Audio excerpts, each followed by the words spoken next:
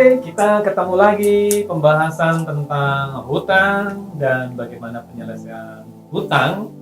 Untuk teman-teman sekali lagi, kalau Anda saat ini baru nonton ketemu video ini, sebaiknya Anda putar dulu yang episode 1, 2, dan sebelumnya. Karena kalau Anda loncat langsung video ini, nanti nggak jelas kronologinya dan Anda nggak dapat ilmu yang baik. Sebaiknya tinggalkan dulu video ini, Anda cari episode 1, linknya ada di deskripsi, supaya Anda dapat ikuti nanti tentang perkara hutang ini sampai Anda bisa dapat pelajaran untuk solusi penyelesaian hutang. Di episode sebelumnya kita sudah ngebahas tentang orang yang terkena debt trap. Nah, di episode sebelumnya apa itu debt trap ya? Di sebelumnya sudah diceritakan, itu berdasarkan kisah nyata orang yang datang ke Pak Hadiono, karena Pak Hadiono adalah aktivis untuk penyelesaian hutang di CBR, di organisasi CBR. Ada salah satu pasangan ya, boleh dibilang itu yang kena debt trap, dan itu luar biasa. Saya tuh habis dengar cerita itu ngebayanginnya, masya Allah Pak. Ngebayanginnya itu terasa, ya ngebayangin saja saya ngeri gitu loh ya. Apalagi sampai ngalami. Oleh karena itu sebelum Anda kena debt trap, hindari, ya, jangan sampai kena. Ya. Kita udah bahas salah satu tips-tipsnya supaya kita kena debt trap di episode sebelumnya, sudah kita bahas. Nah, sekarang yang akan kita bahas di episode ini adalah bagaimana strategi untuk keluar dari debt trap. Tentu ada solusi Pak ya. Ada, semua pasti. Walaupun terkesan itu, wah, Cuma masalah waktu. Kadang kita berpikir bahwa setelah ketemu kita besok langsung lunas. nggak bisa ya. Ada yang langsung lunas. Iya, Ya, ada. ada. Oh. Besok angsuran terakhir. Angsuran terakhir ya, selesai. Tapi kebanyakan sudah nggak punya aset, nggak Iya. punya usaha, Angsurannya masih panjang. masih panjang, Iya. mintanya langsung segera selesai. Nggak bisa, ya. Ya, Karena semua harus proses. Harus proses. Ya. Yang penting gini, sekarang Anda ketemu ini nih, bersyukurlah Anda ketemu video ini. Kalau Anda yang sekarang sudah mengalami terkena debt, sudah terlanjur nih ya. Kalau yang belum jangan, kalau sudah terlanjur, Anda ketemu video ini, Anda bersyukurlah. Dan tolong yang sudah beli Baygon, buang dulu Baygonnya. Karena di sini Anda akan ketemu solusinya. Yang sudah rencana mau jual ginjal, jangan jual ginjal. Insya Allah ada solusi ya Pak ya. Karena di balik kesulitan ada kemudahan. Jadikan pelajaran ketika Anda sudah kena debt trap untuk Anda tidak mengulangi lagi. Jadikan pelajaran buat Anda, pelajaran yang sangat berharga buat Anda. Dan kali ini kita akan bahas solusinya bagaimana Anda keluar dari debt trap. Monggo Pak Hadiono. Ya, jadi gini, ini hampir rata-rata pengusaha itu kenanya debt trap. Saya dulu sama. Kebanyakan pengusaha. Iya, Oh, yes. saya kena debt trap. Jadi gini, debt trap itu umumnya gini, pada saat kita alur pengusaha saja ya. Pengusaha misalkan dia ditawari atau mungkin ingin menaikkan omset. Dia berpikir bahwa untuk menaikkan omset dia harus butuh uang modal. Suntikan dana. Iya, akhirnya lagi utang. Utang. Utang terus gade sertifikat. Gade. Umumnya kan sertifikat rumah dulu. Iya. Nah, di sertifikat itu jalan. Mungkin jalan berapa lama dia lancar terus. Lancarnya mereka jarang ada yang punya pembukuan. Nah. Jadi sebenarnya itu dia bayar itu benar dari keuntungan, Ya. apa ngambil modal nih. Nah, Ini banyak nggak punya pembukuan. Padahal di Al-Baqarah 282 segala sesuatu harus tercatat. Nah, kita jarang nih mencatat. Jarang ada yang punya catatan. Iya betul. Ya. Yang catat dia yang penting bayar. Iya. Ternyata modalnya berkurang atau Iya. aset bisnisnya Berkurang karena kebanyakan kita semua uang ada di dompet. Oh, Bayar angsuran di dompet, kulak barang dagangan di dompet, Bayar kondangan di di dompet. Nah, pada saat membayar terakhir dompetnya kosong. Nih. Nah, jadi kita nggak tahu nih. Ya. Ini sebenarnya arahnya uang itu sebenarnya dari modal atau dari pokok. Jadi satu hal yang harus diperbaiki adalah catatan kita. Catatan. Perbaiki. Iya. Setelah catatan perbaiki, yang kedua adalah pastikan pembayaran utang itu dari pendapatan.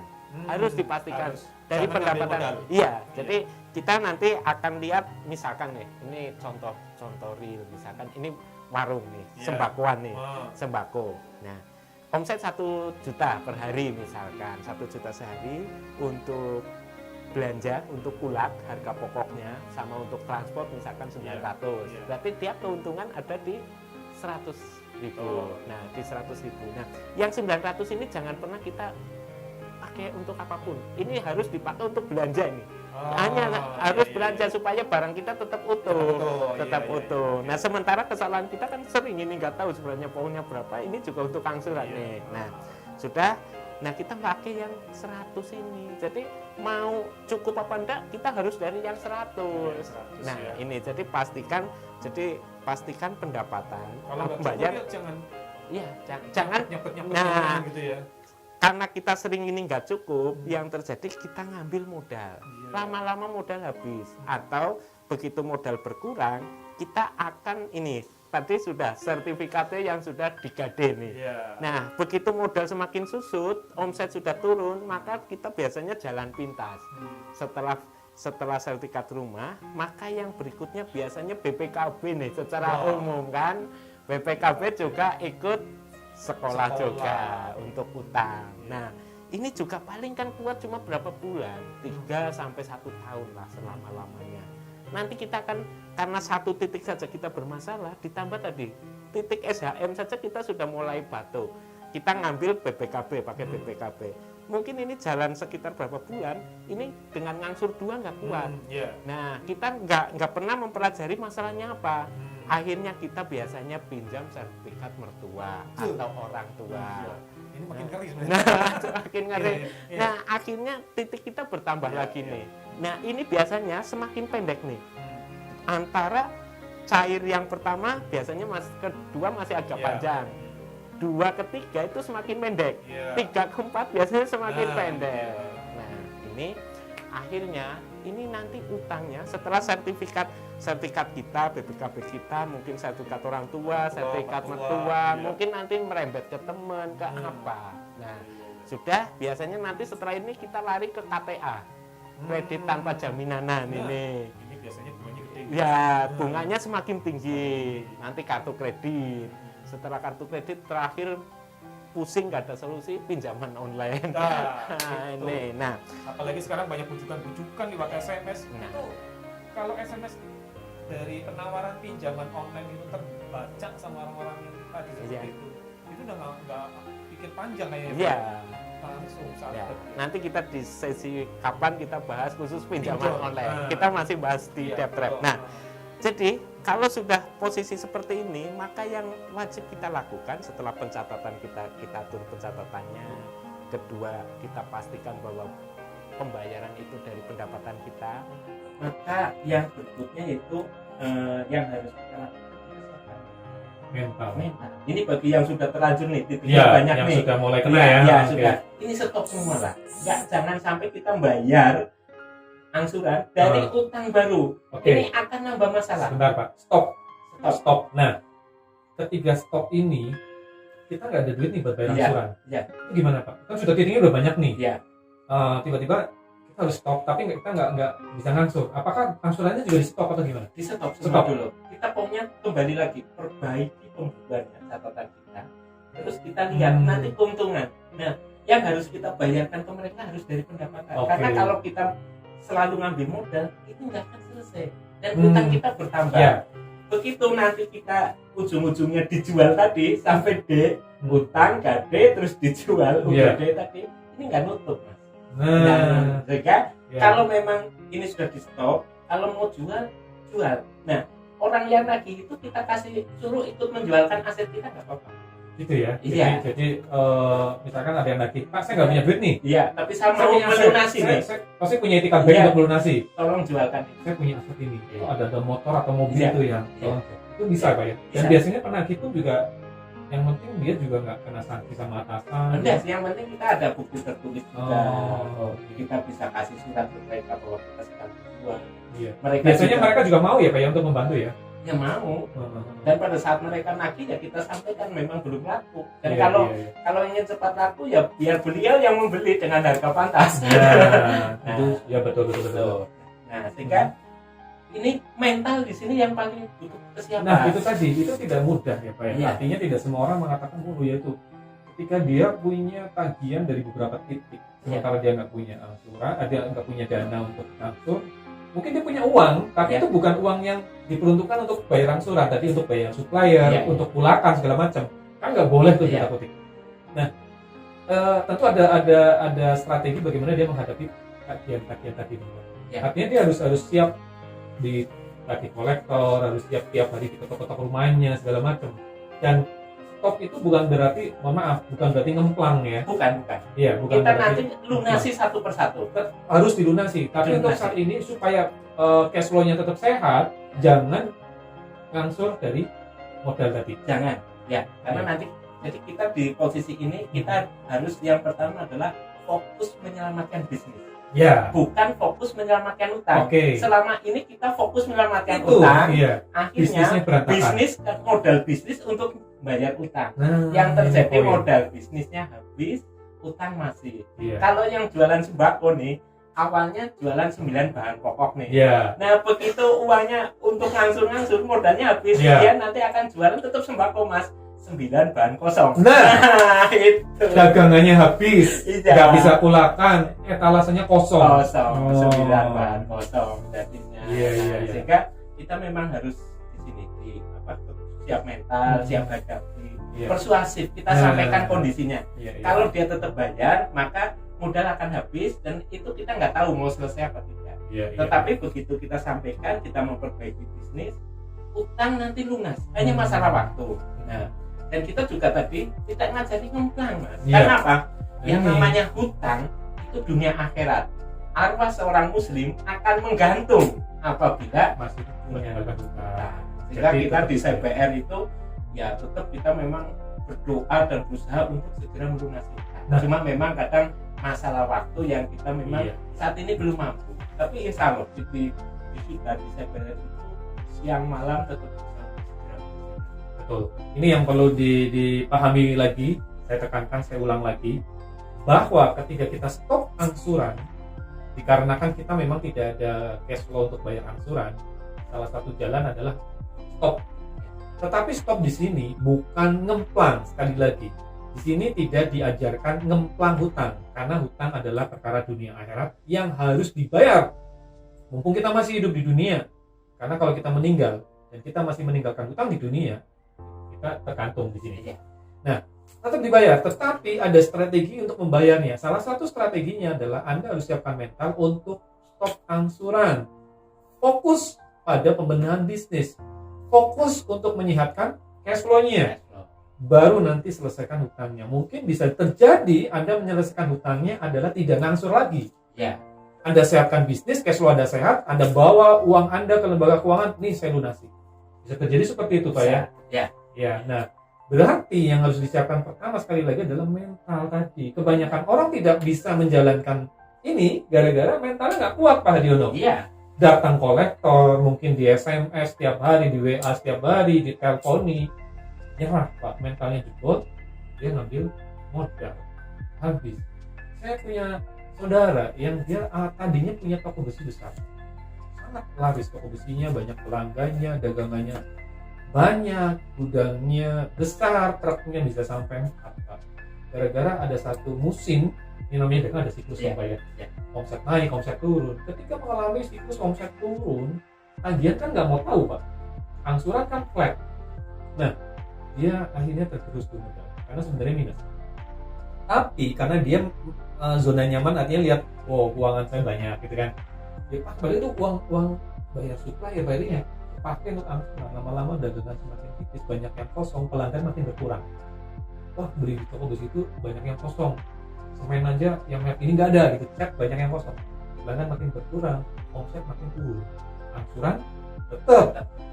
Yang terjadi sekarang truknya sudah nggak ada, gudangnya sudah dijual, alasnya kosong tadi, itu sembako tadi. Iya. Nah, nanti di sesi kapan kita Iya. akan bahas yang kasus seperti itu kaitannya dengan berdamai dengan diri sendiri. No. Nah, itu nanti di sesi Iya, yang iya, iya. yang nanti karena Oke.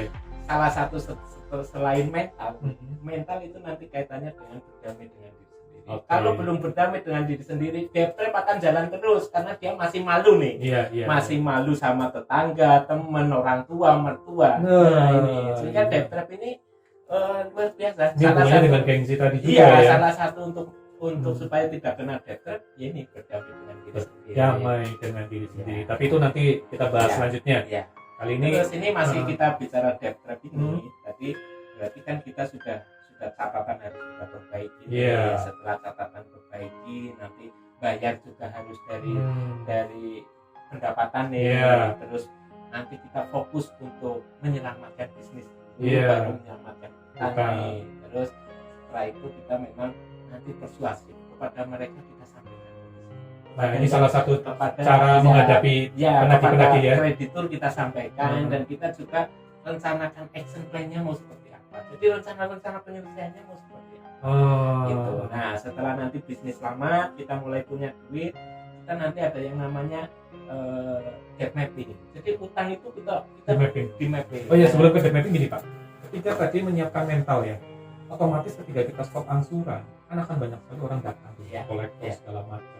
Nah sementara biasanya nih ada yang merasa kebingungan, nanti orang tua saya tahu bagaimana, belum lagi yang pasangannya belum tahu, Iya. yang jadi tahu, itu kan akan jadi masalah tentunya. Iya. Apa memang sebaiknya sebelum mereka datang, penagih datang, ketika kita sudah menyatakan oke saya stop angsuran, langkah pertama kumpulkan dulu deh keluarga, mungkin gitu ya Pak? Ya, itu salah satunya. Iya. Salah satu Keluarga nanti itu tetap materi pada saat kita ini di berdamai dengan berdiri diri sendiri itu salah satunya ya. Salah Oke, satunya tekniknya di situ. tadi ya. Ya, Oke. di situ. Sehingga nanti pada saat kita sudah alurnya cara ngatasi debt trap-nya sudah, kita sudah stop, nanti kita lunasi satu persatu. Kalau usaha sudah jalan, kita lunasi satu persatu. Bisa kita mulai dari yang terkecil. Bisa kita mulai yang dari tergalak, yang bikin resek. Jadi yang kan mental kita agak terganggu sama Ya, mana ini, ya, itu yang dia. ya, misalkan ini sebenarnya utangnya bukan paling kecil, terus bunga juga sebenarnya tidak begitu tinggi. Tapi tukang tagihnya galak. Cuma setengah 6 sudah gedor-gedor, kan kita nggak enak Iya, sama iya, tetangga. iya. Ini kita dahulukan. Masuk misalkan. prioritas. Iya, Ya. supaya kita hidup bertetangga nyaman juga nih. Iya, iya.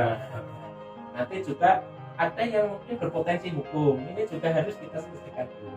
Oh, Ya. berpotensi hukum artinya bisa di. Ya, kadang gini, Perkarakan. orang dagang misalkan dia pakai cek kosong. Oh Nah, iya.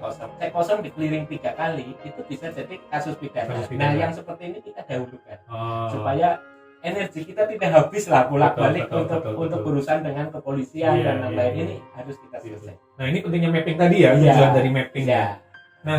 Mungkin bisa dikasih tipsnya Pak untuk bikin mappingnya seperti apa? Apa per lembaga, nominal, terus perorangan Ya, gitu. debt mapping itu yaitu kita nanti akan sisi nomor 1 nomor urut.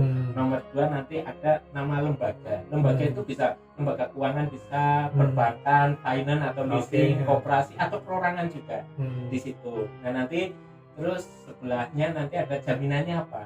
Hmm. jaminannya. Terus Oh, jaminan itu milik siapa? iya iya Nah, iya. karena ini nanti kaitannya implikasi hukum. Kalau jaminan milik siapa? Iya, iya. Nah nanti pinjaman pokoknya berapa? Kan pinjaman pokok nanti kaitannya dengan pengikatannya sempurna enggak di lembaga keuangannya mereka, tanda kutip bisa ngelelang enggak kalau itu jaminan tanah, Iya. terus bisa narik kendaraan enggak kalau itu jaminannya motor, Iya, ada iya. fidusiannya enggak. Nah ini berkaitan dengan di sini nanti di jaminan sama pokok utang, ini larinya ke situ. Nanti angsurannya berapa per bulan, lancar atau macet, macetnya itu berapa lama?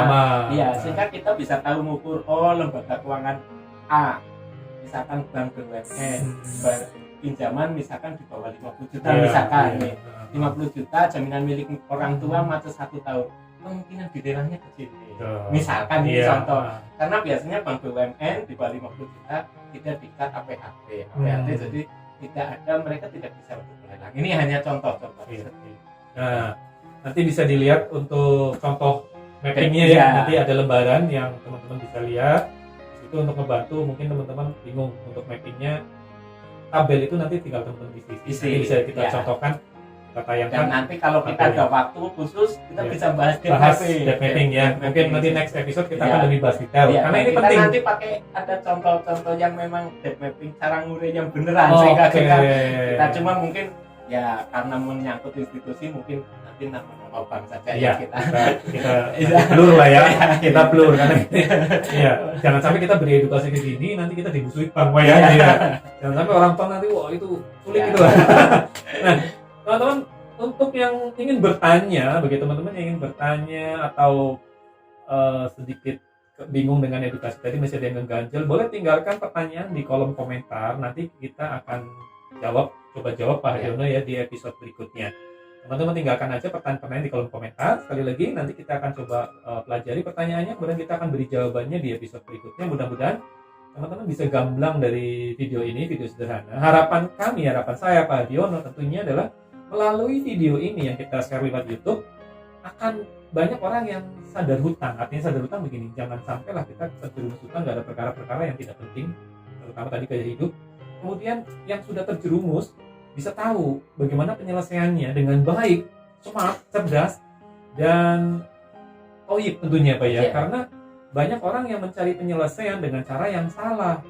Kasihan, nanti makin terjerumus. Ya, salah satunya adalah dengan debt trap, kemudian ada yang sampai jual ginjal. Mungkin jual ginjal selesai, hutang selesai, tapi ada akhirnya Kesehatan. Setelah itu biasanya ada yang memang setelah jual ginjal mungkin utang awal selesai, Iya. hanya sesaat. sesaat. Berapa bulan kemudian atau tahun dia kesehatan tetap akan terganggu. Nah, Setelah terganggu akhirnya menguras hasrat juga. iya.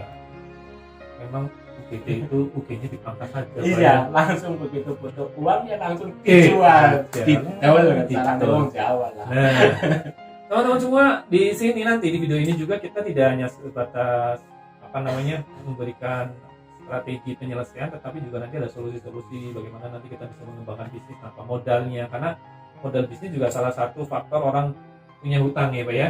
Tapi nanti kita akan share juga bagaimana kita bisa membangun bisnis tanpa harus punya modal besar. Kalau memang nggak ada modal tapi kita punya skill bisnis, nanti bisa lah kita bahas di sini dalam Pak Haryono juga. Karena kebetulan Pak Haryono saya juga pelaku bisnis yang memulai bisnis itu nggak pakai modal pun bisa punya omset besar. Nanti akan kita bahas di episode selanjutnya. Jadi biar teman-teman tidak ketinggalan di episode berikutnya, Anda subscribe dan Anda tekan tombol loncengnya biar Anda dapat notification. Kalau video berikutnya tayang, Anda sudah bisa simak langsung.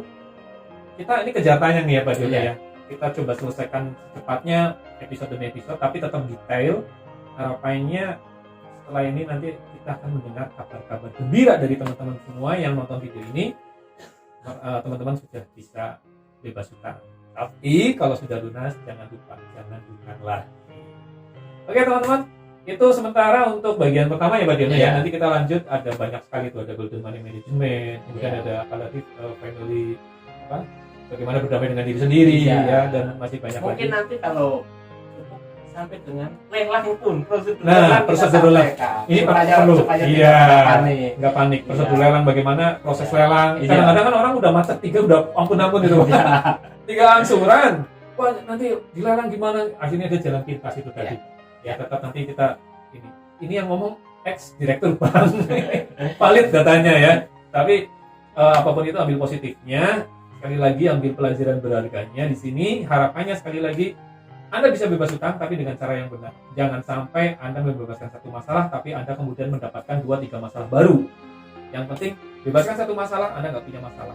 Anda bisa tetap hidup dengan nyaman, bisnis Anda tidak terganggu, hutang Anda bisa lunas, cash flow Anda tetap sehat, keluarga tidak berantakan, tidak sampai ke pengadilan agama seperti banyak-banyak orang. Dan sekali lagi pesan saya adalah tekan gaya hidup Anda, buang gengsi Anda, hidup apa adanya sesuai kemampuan, lebih nikmat, lebih nyaman. Begitu Pak Haryono ya. Kita sambung di episode berikutnya. Siap. Assalamualaikum warahmatullahi wabarakatuh.